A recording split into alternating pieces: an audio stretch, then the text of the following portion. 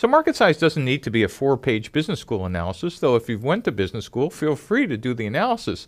But it really is at first a back-of-the-envelope calculation. Is this business worth doing?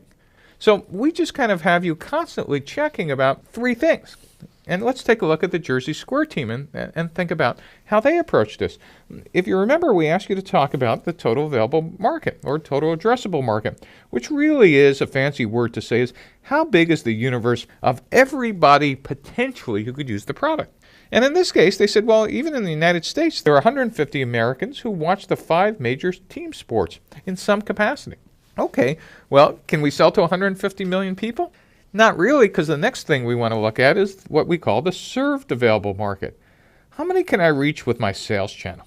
So let's see how the JerseySquare team looked at the served available market. They said in the New York metro area, there were 11 million people who watched the 5 major sports teams in some capacity. What they really should have done is said that, but then said how many of them have a web browser and how many of them will we actually be able to reach within some period of time and with some semblance of cash. And the next thing they were looking at was their target market. Who will be their most likely buyers? And they did some research at Yankee Stadium and said 11 or 12% of the served available market showed strong interest, and they said, well, that means just in the New York area, 1.3 million people should be interested in a subscription or rental. Really, again, if they were doing analysis for real, they should have said, but how many of them can we reach with a web browser, and then how many of them can we actually get with our acquisition and activation campaign?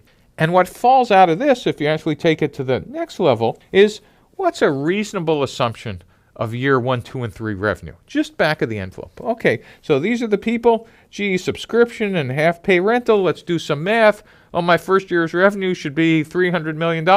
Nope, I think I'm being a little too optimistic. At least you'll start with a series of calculations that you could bounce off advisors and friends and co-founders and say, are we even in the ballpark of making an interesting business? One of the things to keep in mind is that no startup has ever exceeded their optimistic estimates of market size. So if your numbers are coming in too low of potential customers, I wouldn't give up. I would just be going back and looking at the customer segments you're targeting and understand whether you want to build a business or have a hobby.